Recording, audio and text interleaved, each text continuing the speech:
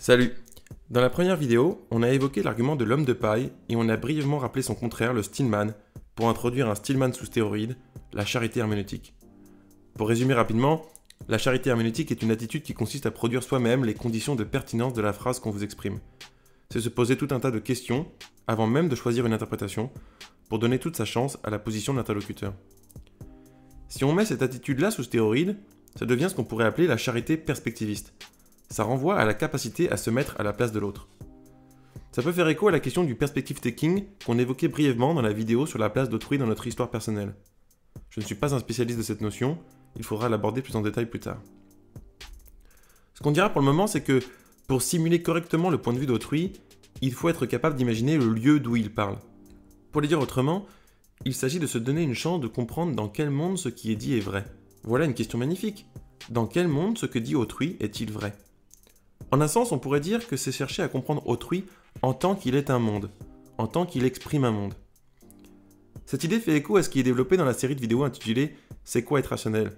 Je vous encourage vivement à aller voir si vous n'êtes pas convaincu par ce qui est proposé ici. L'idée, je le rappelle, c'est de comprendre que l'individu se confond avec la représentation qu'il se fait du monde. Je vais essayer de le dire de la manière la plus synthétique possible, sans faire de trop grandes trahisons. Toute notre expérience consciente, tout ce que l'on pense, voit, ressent, imagine, valorise, tout cela est produit par notre cerveau. Notre cerveau a des points communs avec celui des autres, ce qui permet de se mettre d'accord sur certaines choses. Pour autant, notre cerveau est aussi le produit de tout un tas de paramètres, héritage génétique, stimulation dans la petite enfance, environnement géographique, historique, social, culturel, événements traumatisants, âge, etc. Ainsi, notre expérience consciente n'est pas identique à celle des autres. Ce qu'on appelle le monde, c'est ce que l'on expérimente comme n'étant pas soi, comme ce qui nous fait face.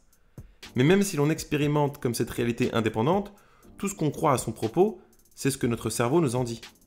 Donc, comme on n'a pas tous exactement le même cerveau, notre monde n'est pas exactement le même monde que celui d'autrui. À vrai dire, pour être précis, il faudrait ajouter ceci. Mon monde n'est pas exactement le même que celui que j'expérimentais hier.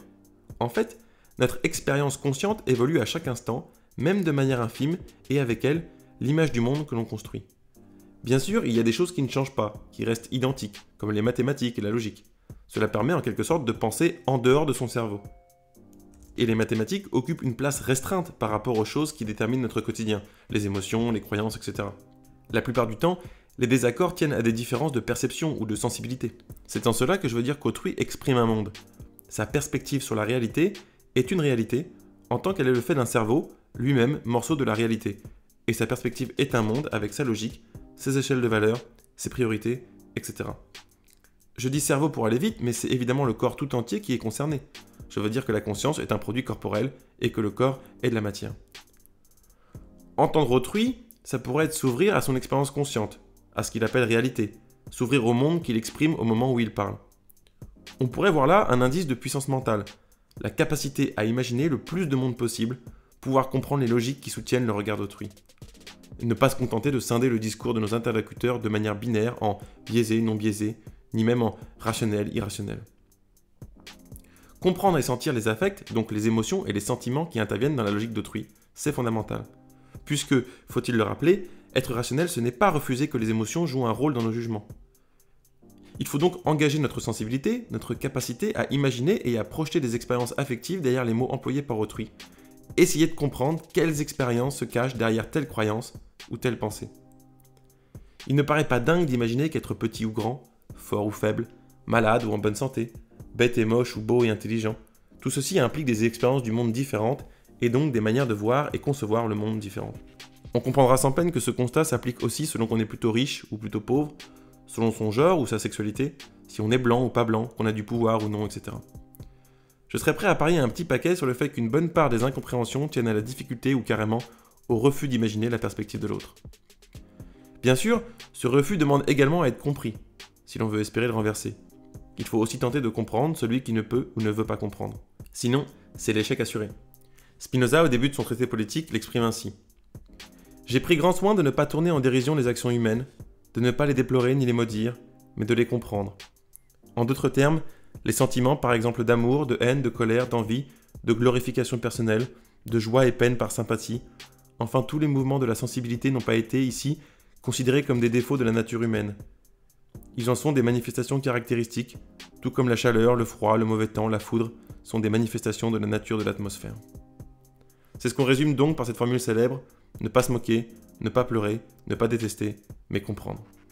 Si on ne se fait pas une idée un peu fine des enjeux affectifs qui sont impliqués dans la phrase énoncée par autrui, on est quasi certain de passer à côté d'un éclairage important pour comprendre le regard de l'autre. J'insiste, même si ce que je dis n'est pas très compliqué, simplement parce que ça me paraît très important.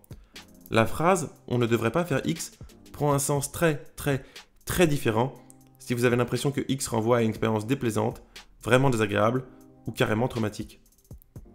Ne pas prendre en compte ce différentiel affectif dans l'évaluation d'une phrase, c'est vraiment pas rationnel du tout. Certains seront peut-être tentés de répondre « c'est impossible de se mettre à la place de l'autre ». Je crois que c'est pas une objection très juste. D'abord parce que même si on pense ça impossible, eh bien j'ai l'impression que ça devrait plutôt conduire à plus de précaution et de bienveillance. Je ne sais pas ce que l'autre a vécu, donc je suspends mon jugement et j'essaie de comprendre. Ensuite parce qu'on a un capital affectif minimum qui permet de se projeter. On a tous vécu au moins une fois la honte, le désespoir, la solitude, la peur, etc. Il suffit de se plonger là-dedans avec un peu de bonne volonté. Enfin parce qu'il existe beaucoup de ressources justement pour réussir à mieux simuler le point de vue d'autrui. Une petite recherche internet suffit. Chercher à comprendre l'autre, ça suppose de comprendre sa situation. Et celle-ci est au moins double, sociale et psychologique. Bien sûr que les deux sont liés et que par exemple, la situation sociale détermine la situation psychologique. Mais elle ne se recoupe pas entièrement. La lecture sociale est super efficace pour comprendre des logiques d'ensemble, les rapports de force qui tissent la société. La lecture psychologique doit prendre le dessus dans les interactions privées, en tête-à-tête ou entre amis.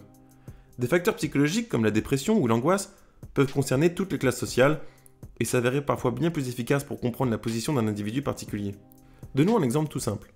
Un jeune homme regarde une jeune fille dans le métro. L'erreur du jeune homme, sa limite, c'est de ne pas savoir prendre en compte la perspective de la jeune fille. Il ne comprend pas que son regard peut être lourd, menaçant, usant, parce qu'il s'ajoute à un grand nombre d'autres regards et qu'il n'est pas très agréable de se sentir scruté toute la journée. Cela donne un peu le sentiment d'être une proie, c'est relou. Mais pourquoi tout cela ne traverse-t-il pas son esprit? Il peut y avoir plein de raisons différentes bien sûr. Ce qui m'intéresse particulièrement, c'est l'idée que le jeune homme s'éprouve peut-être comme un agneau, comme un enfant, comme un être fragile, comme la chose la plus inoffensive du monde. Comment lui viendrait-il à l'idée que son regard soit menaçant? Alors quoi? Que faut-il en conclure? Eh bien tout simplement qu'autrui n'a pas accès à ce que vous êtes. Prendre en compte la perspective de la jeune fille, cela aurait voulu dire garder à l'esprit que tout ce à quoi elle a accès, c'est un énième regard supplémentaire posé sur elle. Sans doute son regard est-il sincèrement doux, mais cela ne suffit pas. La jeune fille ne le connaît pas, lui, donc tout ce qu'elle voit, c'est ce regard insistant. Est-ce à dire que la jeune fille devrait faire l'effort d'intégrer la perspective du jeune homme, d'imaginer qu'il se vit peut-être comme un être inoffensif et le contraire d'un prédateur? Oui et non. Oui au sens où, si elle en est capable, tant mieux. Cela lui rendra sûrement l'expérience des regards moins désagréable. Plus on a de compassion a priori pour autrui, moins ses actions nous dérangent. Mais non, car c'est là une interaction entre des inconnus. Aussi, la grille sociologique redevient pertinente. On ne peut pas attendre de quelqu'un qui subit des regards, voire des remarques toute la journée, que cette personne fasse un effort supplémentaire pour apprendre à gérer cela au cas par cas. Si on est regardé toute la journée, on ne peut pas donner toute sa chance à chaque regard. Garder ça en tête, ça permet de mieux décoder les enjeux de la situation. La perspective sociale nous aide à clarifier le rôle de chacun dans les interactions. Dans la sphère privée, nos limites sont présentes également, mais si l'on fait l'effort d'établir une relation de confiance, il est possible de surmonter en partie certaines difficultés qui empêchent habituellement de se mettre à la place de l'autre. Pour mieux vivre une discussion, il est parfois éclairant de garder à l'esprit que la plupart des êtres humains s'éprouvent comme fragiles, ont des angoisses, défendent des croyances avant tout parce qu'elles les rassurent, etc. Je me souviens avoir dit en classe une fois, partez du principe que ce qu'on vous dit est vrai. Pris hors contexte, ça peut sembler le pire conseil possible pour quelqu'un qui loue l'attitude sceptique. Mais il ne s'agit évidemment pas d'adopter définitivement une croyance, il s'agit de se donner une chance d'entendre ce qui est dit. C'est d'ailleurs une position qu'on adopte en anthropologie. Si, au cours de ses discussions avec les autochtones, l'anthropologue est confronté à des éléments de langage qui lui apparaissent, de son point de vue, illogiques ou aberrants, il doit partir du principe que ce qu'on lui dit est bien logique, mais selon une certaine configuration de sens qui lui échappe. Ça vaut pour nous aussi, même si les différences sont moins directement visibles. Je disais, entendre, ça veut dire percevoir les implications. On n'entend rien si on rejette immédiatement, si on ne fait pas l'effort de projeter le monde associé à la phrase. Or, la puissance de notre monde tient peut-être à sa capacité à se transformer, à devenir des mondes différents. En ce sens, partir du principe que c'est vrai, cela revient à se demander qu'est-ce que ça veut dire si c'est vrai? Qu'est-ce qui change de l'idée qu'on se fait du monde si c'est vrai? Quel est le comportement qu'il faut adopter si c'est vrai? Ce qui veut dire aussi penser le vrai en termes graduels et non de manière binaire. Certes, il y a des raisonnements valides et non valides. Certes, il y a des descriptions plus ou moins fidèles de la réalité, mais ça ne recoupe qu'une partie du problème. Nous faisons l'expérience de l'existence. Celle-ci est composée de perceptions, de sentiments, de valeurs, de désirs. Et ces choses sont très importantes, elles jouent un rôle central dans notre quotidien. Quand on ne se concentre que sur la validité logique des phrases énoncées par notre interlocuteur, on met de côté ce qu'elles contiennent d'informations relatives à ses perceptions, sentiments, désirs, etc. Tendre une oreille alogique, c'est-à-dire qui serait ni logique, ou en deçà de la question logique ou rationnelle, ce serait se donner une chance de découvrir la sensibilité de notre interlocuteur. Quand une personne parle, elle exprime sa sensibilité, et celle-ci exprime à son tour le monde de la personne. Se comprendre, se respecter, c'est aussi faire l'effort d'entendre la réalité sensible exprimée dans le point de vue d'autrui, les désirs, les affects, les valeurs en jeu dans son existence. Il n'est pas si clair que la validité logique puisse suffire à rendre légitime notre désir de convaincre autrui, à lui faire voir les choses telles qu'on les voit. C'est ce qu'on évoque brièvement dans une vidéo bleue sur les raisonnements. Ce n'est pas parce que notre regard sur le monde est démontrable, donc qui nous apparaît comme fiable, que cela nous donne le droit de l'imposer aux autres. La rationalité et la logique sont des outils, pas une finalité qui devrait l'emporter sur tout. Certains de ces chevaliers blancs de l'esprit critique qui veulent imposer un monde 100% rationnel sont sûrement animés de bonnes intentions. C'est qu'il est très difficile de prendre du recul vis-à-vis de la logique elle-même. Il ne s'agit pas de pointer les limites du raisonnement logique au sens où un autre type de raisonnement pourrait faire mieux. Il s'agit de dire que ce n'est pas le seul critère. Par exemple, beaucoup se demandent comment convaincre quelqu'un ou comment faire prendre conscience à quelqu'un que sa croyance est irrationnelle. C'est tout de même un sacré point de départ. Même si c'est bienveillant, c'est partir du principe qu'il vaut mieux pour l'autre qu'il adopte notre façon de voir les choses. En général, comme on ne se voit pas comme un tyran, on trouve une bonne raison de penser qu'il est bon pour autrui de voir les choses comme nous. La plus fréquente, c'est que ce qu'on dit est plus proche de la vérité. Mais ça soulève un paquet de problèmes et de questions autour de la vérité, et si on ne se met pas d'accord sur ce qu'on vise dans la discussion, sur ce qu'on appelle vérité, et la place qu'on lui donne dans notre échange, sur les enjeux éthiques de la conversation, il y a peu de chances que l'interaction soit très fertile. Si on n'a pas le courage de mettre tout ça à plat, pourquoi ne pas alors simplement se demander ce que son point de vue peut nous apprendre? Par ailleurs, on disait, nous faisons l'expérience de l'existence et celle-ci est plus ou moins plaisante. Nous cherchons tous à la rendre plus agréable. Cela nous conduit à défendre certaines choses et à en attaquer d'autres. Nous défendons ce qui va dans le sens du monde que nous désirons, et nous attaquons ce qui menace ce monde. C'est que nous sommes pris dans notre perspective, cette somme de croyances et de désirs tissés ensemble. Et nous sommes mus par le désir d'une expérience plus favorable de la réalité. Même le plus robotique des zététiciens, il promeut l'attitude sceptique parce qu'il pense que c'est bon pour le monde, que les choses iraient mieux si les gens étaient davantage rationnels, etc.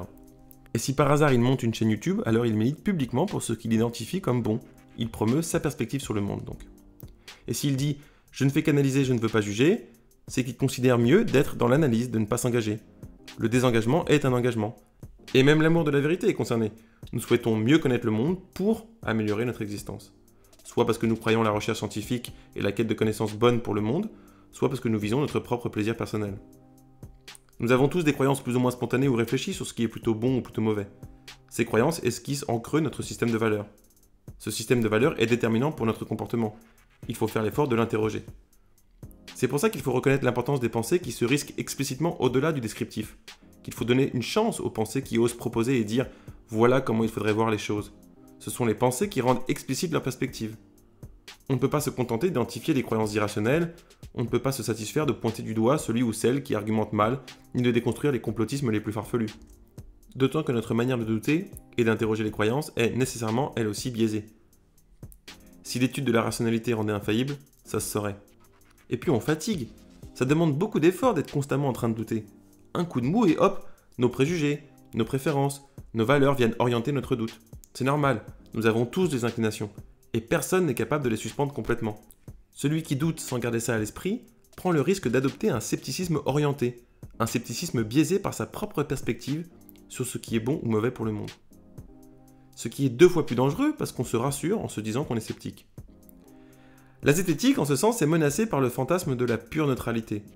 On fait comme si, dans une discussion, on ne défendait rien, on ne faisait que viser la vérité, alors on se dédouane. Oh, moi je ne fais que traquer les erreurs irrationnelles et les affirmations bancales, c'est tout. Il y a un vrai danger à se laisser prendre au fantasme de l'esprit critique neutre, qui ne ferait qu'une pure analyse des arguments. 1. C'est impossible, aucun esprit n'est sans désir ou sans intérêt. 2. Ça masque aux autres et à soi-même ce que l'on défend. On se croit immobile, regard désintéressé qui ne ferait que pointer les erreurs dans le discours d'autrui, alors qu'en fait, on s'est engagé dans une voie pour laquelle on milite sans même s'en rendre compte, tout fier de notre prétendue neutralité. À tous les zététiciens ou passionnés de l'esprit critique, attention à cet orgueil, à ce plaisir, à cette bonne conscience qui naît de ce travail sur la rationalité. Attention à cette petite condescendance qui accompagne l'attitude sceptique. Il faut traquer la petite voix en nous qui balance. Les gens croient vraiment n'importe quoi. C'est un piège. C'est dangereux pour soi et pour les autres. Sans compter que c'est un mirage. Quand on voit quelqu'un qui se revendique d'une attitude sceptique pure, qui pense défendre une position neutre, qui ne ferait que déconstruire des croyances irrationnelles, on a aussi envie de se dire « les gens croient vraiment n'importe quoi ». Si l'on cherche simplement à détruire toute forme de biais, on va se retrouver à se croire non biaisé alors qu'on le sera toujours. Plus charitable serait l'attitude qui consiste à reconnaître le biais ou la perspective, la questionner, vérifier si l'on veut effectivement la défendre, c'est-à-dire mettre à l'épreuve sa logique, sa cohérence, sa compatibilité avec celle des autres. La meilleure manière de lutter contre les biais, ce n'est pas de vouloir les éradiquer, mais de les mettre au jour. C'est pour ça que je crois qu'il faut rendre aussi explicite que possible le système de valeurs que l'on défend, puisqu'on défend un système de valeurs, qu'on le veuille ou non. C'est donner à l'autre une chance de comprendre le monde que l'on promeut, lui donner une chance de l'accepter ou de le refuser en connaissance de cause. Et en même temps, je crois qu'il faut savoir entendre le monde projeté par la perspective d'autrui. Par monde, j'entends ici l'ensemble de ses croyances sur ce qu'est la réalité et sur ce qu'il vaudrait mieux qu'elle soit. Bien sûr qu'il est important pour juger une pensée de percevoir sa structure, sa rigueur ou sa précision. Mais ça ne suffit pas. Il faut aussi imaginer le monde qui la rend possible et le monde qu'elle rend possible, donc les perspectives qui lui sont attachées. Par là, j'entends ce qu'il faut croire et désirer pour voir les choses ainsi, et ce que cette vision des choses invite à croire et désirer. On pourrait imaginer que ces deux choses sont identiques, mais ce n'est pas le cas. Pour qu'elles soient identiques, il faudrait que notre vision du monde soit statique. Or, elle bouge. Les croyances et désirs évoluent plus ou moins imperceptiblement, quitte à ce que ce soit dans le même sens. Se mettre à désirer plus intensément une chose ou confirmer une croyance, cela fait bouger notre monde. On gagnerait à pouvoir basculer avec fluidité de l'analyse des arguments à l'analyse des perspectives. L'analyse d'une perspective revient à en évaluer les intérêts en fonction des situations, mais ça demande un gros effort encore. Sortir de la logique binaire pour adopter la pensée en spectre, c'est aussi ça. En conclusion, faisons un petit effort d'imagination sémantique pour donner à la phrase d'autrui toute sa chance. Reconnaissons que nous sommes tous pris dans une perspective qui implique un système de valeurs. Tentons de rendre explicite la conception du monde que l'on défend. Essayons de percevoir dans la parole de l'autre le monde que lui défend. Et confrontons ces projections avec bienveillance. Voilà un beau programme. À bientôt!